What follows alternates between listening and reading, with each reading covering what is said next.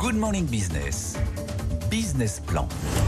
Il est 7h46 et on repart en direct à Cupertino en Californie pour retrouver Melinda Davansoulas qui a suivi pour nous la keynote d'Apple et le One More Thing. Ça faisait quand même 8 ans qu'on attendait à One More Thing. On l'a eu. Anthony Borel évidemment aussi est avec nous sur ce plateau.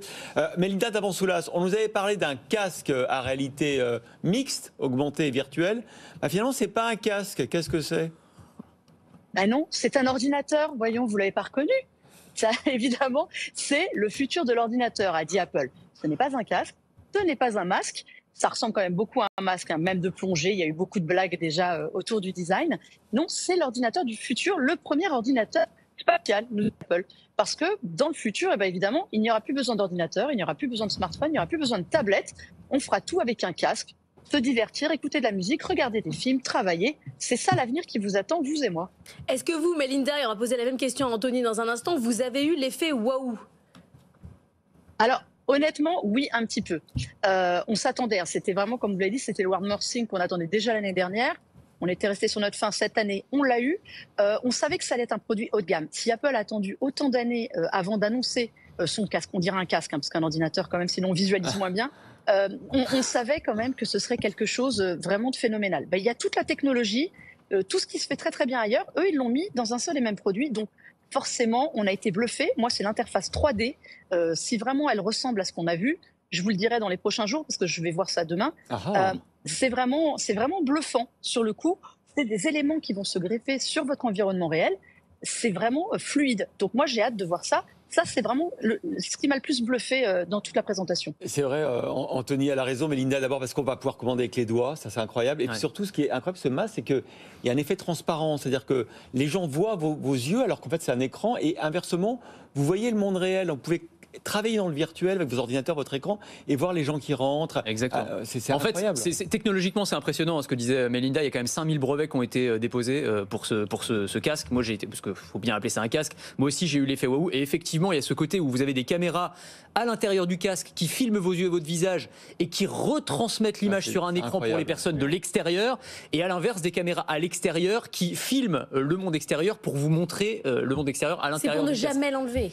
C'est ça, en fait. L'idée, c'est vraiment de le porter absolument tout le temps. On voit dans les vidéos, on voit une dame qui va chercher du lait dans son frigo ou du jus d'orange. Mais elle se débrouille très bien, c'est-à-dire que le mélange réalité virtuelle et réalité est fluide. C'est ça qui est très spectaculaire. Alors après, avec le tout petit bémol que pour l'instant, on n'a vu que des vidéos qui sont effectivement très spectaculaires parce qu'Apple est un très très bon VRP.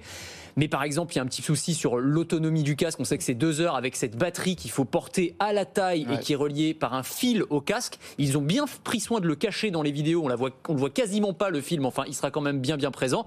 Et puis il y a le prix, faut quand même en parler. $3500, probablement plus en Europe, en euros avec les accessoires en plus qu'il faudra ajouter. Alors Melinda, la question qu'on se pose ce matin, bien évidemment, c'est est-ce que ça va révolutionner à nouveau ce marché des casques de réalité augmentée virtuelle, comme l'a fait Apple avec son smartphone, l'iPhone, qui n'était pas le premier, mais qui a changé la donne du marché.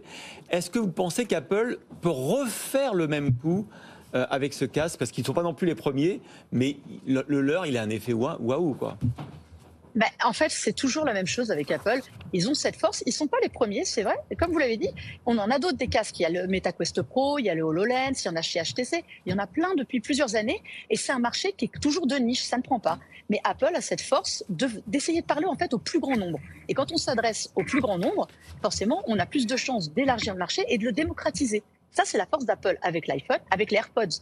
Les écouteurs sans fil, ça existait déjà. Eux, ils arrivent avec des AirPods. Tout le monde en achète et le marché se multiplie, mais à vitesse grand V. Là, franchement, il y a absolument tout. Comme a dit Anthony, en revanche, c'est vrai qu'à $3500, 4000 €, ça va réduire le champ des possibles quand même au niveau des utilisateurs. Mais dans toutes les démonstrations qu'on a vues, il faut bien encore appeler ça des démonstrations parce que c'était surtout voué à montrer aux développeurs tout le potentiel qu'il y avait avec ce casque, ce qu'ils pourraient eux en faire parce que le cœur de l'activité du casque, ce sont les applications qui vont y être mises. Pour le moment, on n'a vu que des applications essentiellement Apple. Donc, il faudra voir ça aussi. Mais il y a vraiment tout. On a expliqué que ça allait être un futur ordinateur, ça va être aussi le futur iPhone. C'est le premier accessoire qui est sorti depuis très très longtemps qui n'a pas besoin de l'iPhone. C'est un casque autonome. Mine de rien, c'est un produit qui va pouvoir exister par lui-même. C'est pour oui. ça que c'est très Donc, cher c'est en quand fait. même Hein. sympa. C'est pour ça que c'est 3 500 $. D'ailleurs, au moment où le prix a été dévoilé hier, ça a réagi tout de suite dans la communauté de gens qui suivaient. On était sur le live Tech & Co. C'était vraiment le moment où tout le monde a réagi et tout le monde a dit bon, au revoir, c'est pas pour moi. C'est que le prix que de 2 ou 3 iPhones ou de 46 barils de pétrole, puisqu'on parle en barils de pétrole maintenant, avec Jean-Marc Vittori qui est notre éditorialiste aujourd'hui. Merci beaucoup Belinda. On vous laisse dormir maintenant. Il est pas loin de 23h. Allez au dodo.